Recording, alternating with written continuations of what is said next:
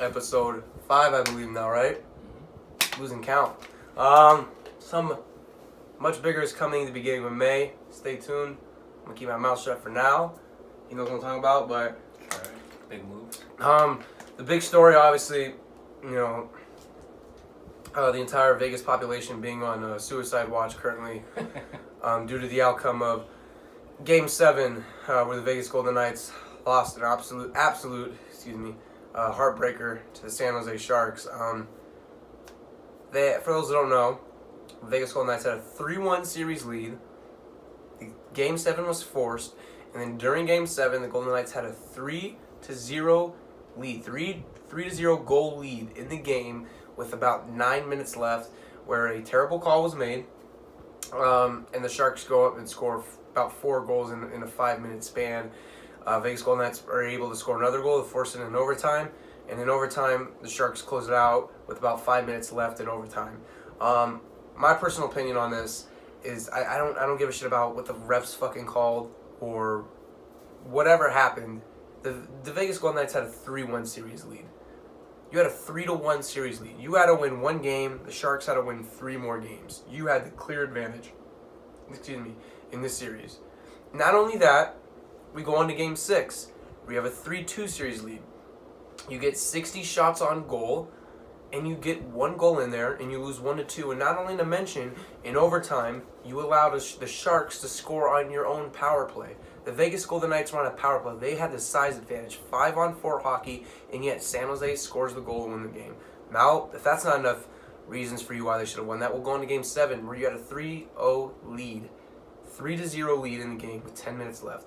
Yeah, it was a bad call, but letting the Sharks score 4 straight goals in 5 minutes, on top of having the 3-1 lead and on top of the Game 6, I just don't see how we can blame the refs for this. This is complete collapse on the Vegas Golden Knights end. As a professional athlete, no matter what the score is, you should play to that clock's at 0. You should have kept your demeanor. The game wasn't won then. There was 10 minutes left. You're up 3-0. Yeah, you had a pretty good advantage. And, you know, I get it, you're a little excited, but you're a professional athlete. You keep your demeanor. You play to that clock's at 0. I don't give a fuck if the score was 90-0. You play to that clock read 0-0-0. Because you never know what can happen in the world of sports. I've seen some crazy comebacks. I've seen some crazy upsets. You play to that clock is at 0. Example, last year in March Madness, Texas A&M, I believe, had a 66-52 lead with 1:10 left. So, the school they were playing, I forgot the name of, it was a very small school. It was like a 3-14 matchup. The school, Northern Iowa came back and won that game when Texas A&M was up 16 points with a minute left because Texas did not play to the clock read 0. Another example, last night, Oklahoma City Thunder versus the Portland Trail Blazers. OKC had a 107-94 lead with 5 minutes left in the game. Seems like it's over. You got the pretty big lead. They didn't play till 0 because obviously Portland came back. Damian Lillard had a buzzer beater shot. Oklahoma City didn't play until that clock read 0. They got excited. They thought they had the game won. Same thing the Golden Knights do. You play your ass off to the games at 0. I don't care what the or what the circumstances are. There's no excuse. That was a bad call. I'm not denying it was a bad call because it was an absolutely terrible call. But we act like as if there's nothing the Golden Knights could have done. You could have stopped them. I get asking them to not score at all during that period is pretty unrealistic considering the advantage, but 4 goals, at max, 2 goals should have been allowed. You get to full strength, and you hold them off. And even with that, you had a 3-1 lead in the series, and you had 60 shots on goal in Game 6. There's no excuses. The Knights lost this series. It wasn't the refs. The Knights themselves lost this series. And I don't care which player says what, Marshall Salt, whatever he said last night, I'm throwing it out the window. The team themselves lost the series. Bottom line. You do make a really good point, Joe, and I really do agree with just about everything you said. The thing that I think makes this probably the most frustrating is the Knights seem to be the better team in the series. Absolutely. If you looked at the roster, just on paper, you'd say the Knights have the advantage here. Stone, and they're the better team. Max, you got Fleury, Carlson, Reeves. I mean, the Right. The Knights are a Stanley Cup team when you look at the roster, but Now, the only thing I will say about the officiating, and just for the record, I don't think it was the sole reason the Knights lost just last night, or they're the series, whatever the fans want to say, is I think the NHL should at least open the idea of going to some sort of like instant replay review, similar to like college football when they determine targeting, similar to the NBA when they determine flagrant fouls. If it's a question between a major penalty and a minor penalty, because one of them could lead to an ejection, I think those should be automatically reviewed because, like I said, when you talk about somebody being ejected, to me that's just something you have to make sure you're getting correct and not just eyeballing, so to speak. That's my only thing on the officiating. I didn't agree with the call, but it is what it is. Like Joe said, 4 goals on a power play where for 82 plus games this season you worked and you practiced how to kill off how to kill off a power play. And we're also not even bringing up how terrible the Knights were on power plays. Yeah. Not only this season, in this series. Right. No, it really seemed like this whole season even the Knights just could not get it going on the power play. And I get it, you're not going to score on every power play. That would be a really unrealistic expectation, but You should score 2 out of every 10 at least. at least like 2, like you said, 2 out of 10. Knights would go Something 0 like- out of 10. Yeah. The ultimate line though is we got to work this offseason in closing out games. It's not just this series. I saw a lot through this season, even a couple of games I went to. Game 2, the Sharks almost won. The Knights were up 3-0 in that game, and the Sharks tied it up at 3. Luckily, the Knights won that game 5-3, I think. But Yeah, same thing almost happened in Game 2. exactly. And yeah, like I said, it goes further than just this series. Even going to a couple of games this season, I noticed once they got the lead, they really got comfortable, and they just never got out of that trend. And it was, as you saw their record this year, it kind of led to some losses. So I think if you wanted to pinpoint something to work on more so than other things, it's situational awareness and closing out games. But for Vegas fans to sit here and solely blame the refs, Not the reason they lost. it's not the reason. It was a bad call. I'll give you that.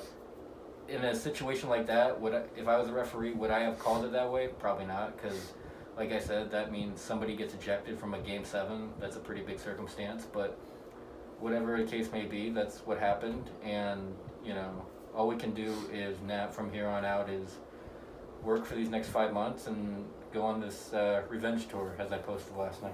Now, do you want to do a preview of the game also, as the Vegas Take did 30 minutes after the game started? Do you want to do a preview on the game? Yeah, be a good time for the preview right now. Sorry.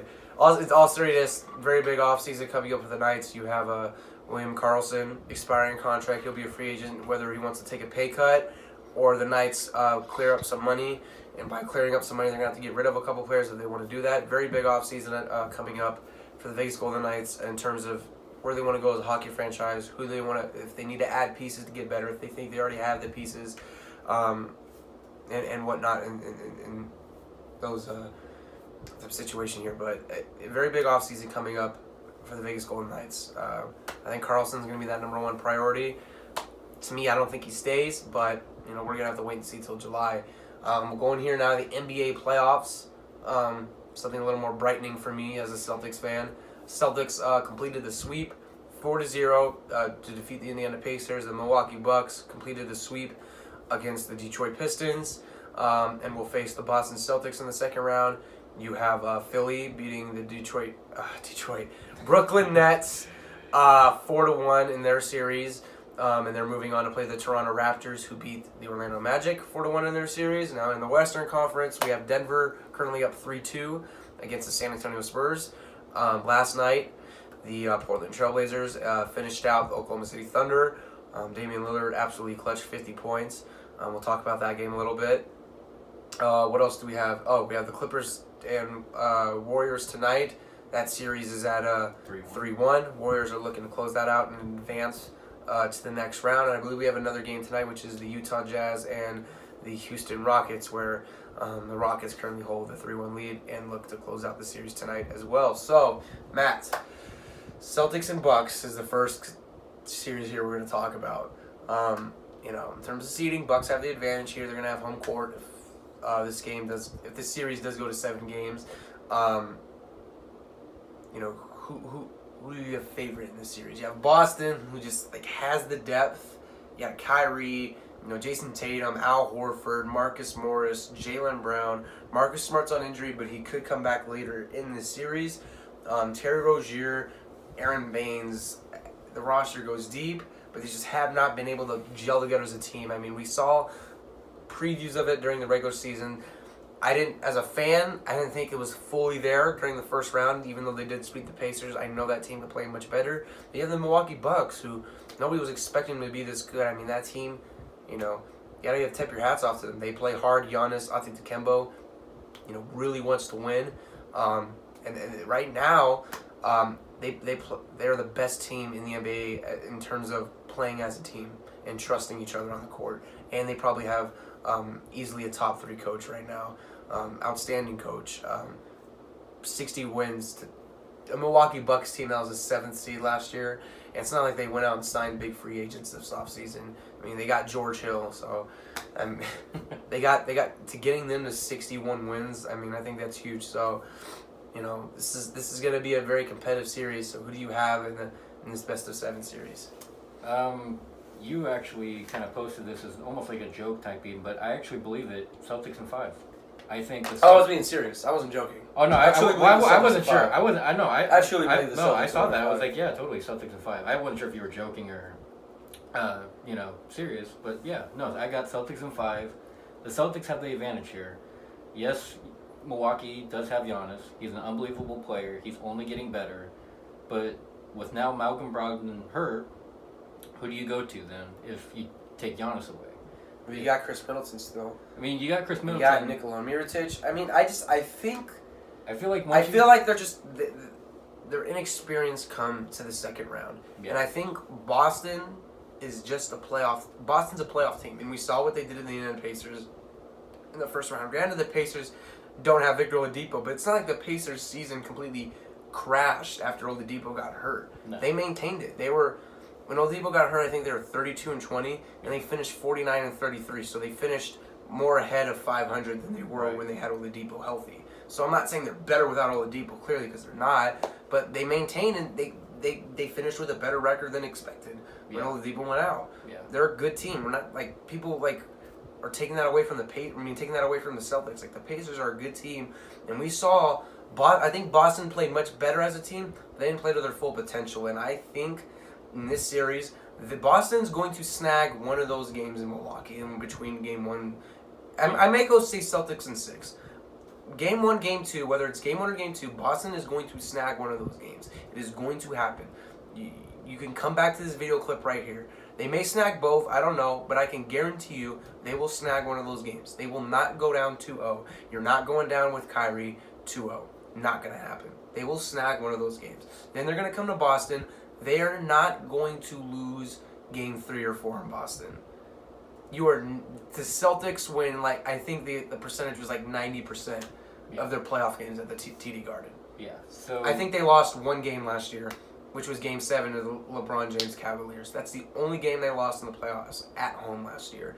They are going to snag game 3 and 4. That's going to put them at a 3-1 lead. Hopefully they don't do what the Knights did, but I think they'll have the momentum. And then they'll just close it game 5 on the road. But if not, sure, we'll let you get that game 3-2. We'll come back to Boston. Then we'll close it out then. So I'll go Celtics in 6 at max. I would say, like I said, Celtics in 5.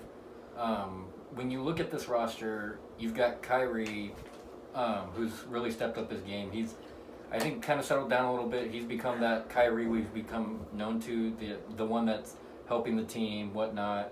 You've got other guys that are stepping up, like Al Horford. I know he got off to a rocky start in Game 4 of the Pacers series, but he played well down the stretch. You've got Rozier that is great off the bench for Kyrie, when he needs to come out. Jaylen Brown. I mean, you go down the list, all these guys are starting to step up, and it's kind of like a repeat of last year where Boston, kind of the same story, kind of cruised a little bit through the regular season.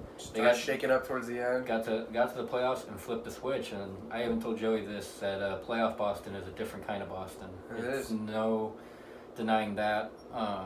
The only caveat I'm going to go with my prediction is if Boston somehow pulls both games out in Milwaukee, games 1 and 2, it's going to be a sweep. Yeah, it's going to be a sweep. I don't think they'll pull out game 1 and 2, but if they do pull out games 1 and 2, series is over. Milwaukee, pack your bags. And outstanding season. I heard the summers out in LA are absolutely beautiful. Hey, Giannis could be teaming up with. Don't even start that. You know them Laker fans would be starting that. Oh yeah, about every NBA player lives in LA during the offseason. They're like, we're getting everybody next year. Bro, you just got an offseason house here. Don't worry about it. I think Steph Curry has a home in LA in the offseason. So there you go. You guys are against. I think the Lakers got a real shot against Steph Curry. We're gonna go on here to obviously the Thunder and Blazers series, and I don't want to really talk so much about the series, but I want to say one more thing before we get into the last debate topic here. I just want to say one thing before we get in it. Damian Lillard, I've moved up to the second best point guard in the NBA. Easily. Kyrie's third, Damian Lillard's second, Steph Curry's first. Damian Lillard, from last year getting swept in the first round of the Pelicans to come out this year, was just an absolute dog all year and in this series. And no one gives this man enough credit. LeBron James makes a fucking layup and Zion Williamson makes a one-handed dunk and ESPN's just having a jizz fest. Damian Lillard is just a fantastic player, a fantastic leader. He's the ideal teammate, and I love the way he holds himself, and I'm like straight up becoming a fan of Damian Lillard. Like, he's going to go down, I think, by the time his career's over as a top 10 point guard in NBA history. This guy has a legitimate chance to carry the Portland Trailblazers to the Western Conference Finals. And if he does that, he needs to get recognition for MVP. Which I don't think he will, because, they're going to want to give it to fucking... I mean, Giannis deserves it. I probably shouldn't say that. They probably want to give it to Harden, which if I had to pick between Harden and Damian Lillard, I'm going to give Damian Lillard the MVP. You call me crazy all you want, but I'm going to give it to Damian Lillard. And in terms of this season as well, people were counting out the Portland Trailblazers. They're saying they're going to give them the 8th seed. Comes out, gives them the 3rd seed in the playoffs, knocks OKC on 5 games. But in the debate topic, I just want to give credit to Damian Lillard. In the debate topic here, OKC loses yet again in the first round. And, Paul George last year, main reason he resigned was unfinished business. Now, Matt, where do you think the blame shifts in this series? And what do you think OKC needs to do this offseason to where this does not happen again and they're back to going to the finals and they're back to those regular appearances to the Western Conference Finals? What does OKC need to do this season? And where do you think the blame shifts in this series? Well, the second part of that question is really simple. The blame is on Russell Westbrook. He flat out lost the series for the Thunder. If you go back and look, it's not like Paul George was chucking up, not smart shots. That's not like Paul George. He's been a very efficient player. Maybe in the playoffs takes a couple more shots, but so does everybody else. When you look at it, Russell Westbrook lost the game last night. Like Joey said, Thunder were up 107-94, and from what I heard, because we were at the watch party for the Knights, reading it on my phone, it just sounded like Russell Westbrook just kept chucking it from 3. Kept chucking up 30-footers, and every one of them just kept breaking. And you can't do that in the playoffs. Now, I'm not saying you need to become conservative and try and run a lot of the clock off and not get shots up, but when it's that point in the game and he's not a 3-point shooter. Right? Exactly. He's a 24% 3-point shooter. There's no business at that point. Shots. Maybe you do start having to slow it down a little bit, but just getting smarter shots. Whether it's even if it's moving in and shooting a mid-range jumper, that's a little bit better than shooting a 35-footer, consistently, or getting it to like Paul George, Steven Adams on a pick and roll, whatever it may be. Jeremiah Grant's been shooting better from 3. Whatever the case may be, especially when if you lose that game, your season's over. So I think Russell Westbrook, to almost dub himself the leader of the Thunder, failed miserably in that aspect in the series. The only game that I actually enjoyed watching Russell Westbrook, and I thought he did a really good job, was the only game they won in the series, and I believe that was Game 3 in Oklahoma City, where he was efficient, he was distributing, his teammates were getting involved, everything was flowing. That's the thing, when Russell Westbrook shoots the ball, nothing seems to be flowing on the offense. It just seems like, give it to Russell, let him shoot, brick, get back on defense. There's no flow. The crowd can't get into it. It's just combobulated mess.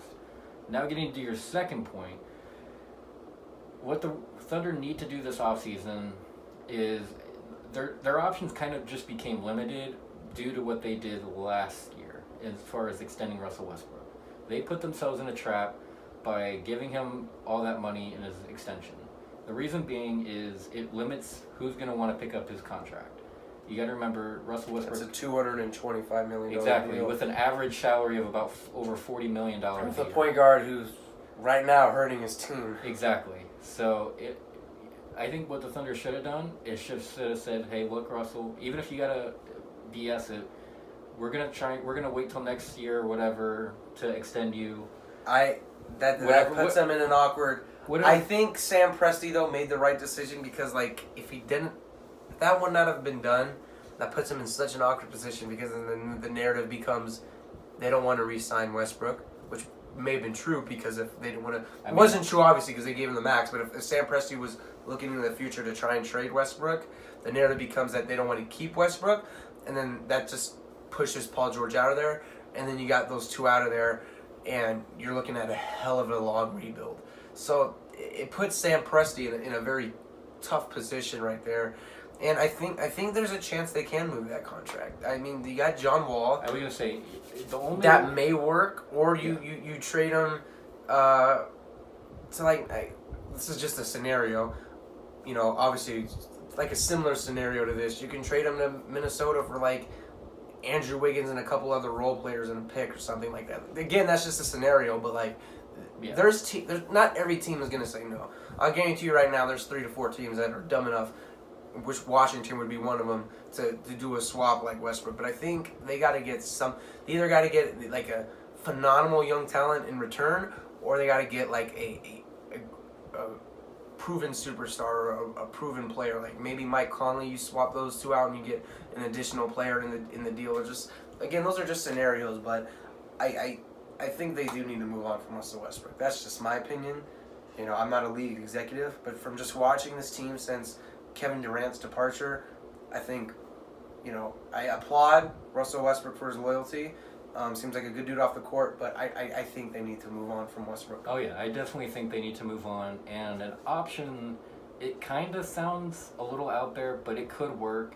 When you talk about maybe trying to bring in a little bit of a younger talent, but still has a lot of potential in him, maybe doing it, even if it's like a 3-team deal, and getting somebody like a De'Aaron Fox. Somebody that... De'Aaron Fox is... The Kings will never trade De'Aaron Fox for fucking Russell Westbrook. You never know. They'd be... They're not. Stop. Just throw that fantasy out the window. The window right there. Throw it out. Never going to happen. And yeah, but we've said that about... Here's Earth, buddy. Come back down to Earth. You're up here. Earth is here. So you're telling me... Never would happen. Even you don't think they would pull the trigger on that and say, "Whoa"? Why would they pull? You have De'Aaron Fox, and nearly took that team to the damn playoffs, and you have Russell Westbrook, who is hurting his team. You have De'Aaron Fox's ceiling. He doesn't have a ceiling. This kid can legitimately be a superstar. He had a phenomenal year this year. He improved in shooting. He's a great point guard. He's a phenomenal leader, and he's only 20 years old. They're not going to trade him for anybody in this league.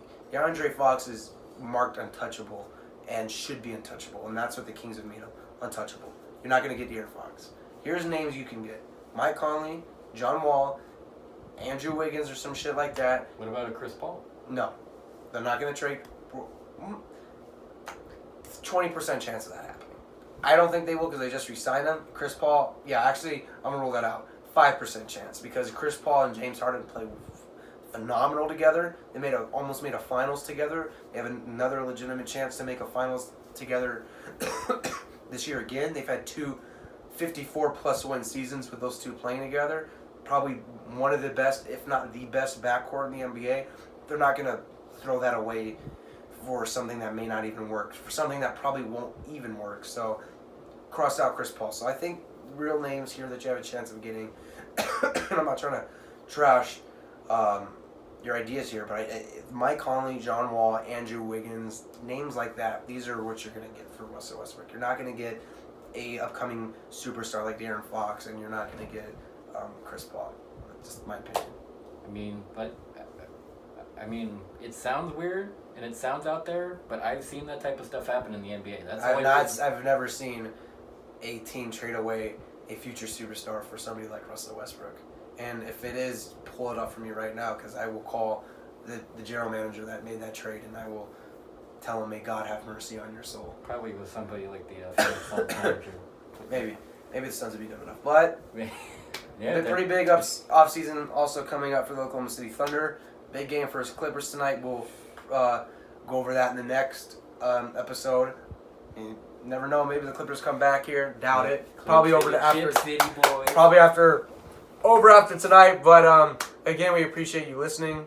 Your support means the world to us. Big things are coming in the first week of May. Matt, go ahead. Keep listening, guys. Keep staying tuned. Like Joe said, big things coming. Big moves coming in the first week of May. So stay tuned for that. Keep sharing, keep liking, keep reposting. Show your dog. Show the dog. Show the neighbor down the street. Show the convicted felon. Whatever you got to do. Just keep sharing. Push it out. All right. 25.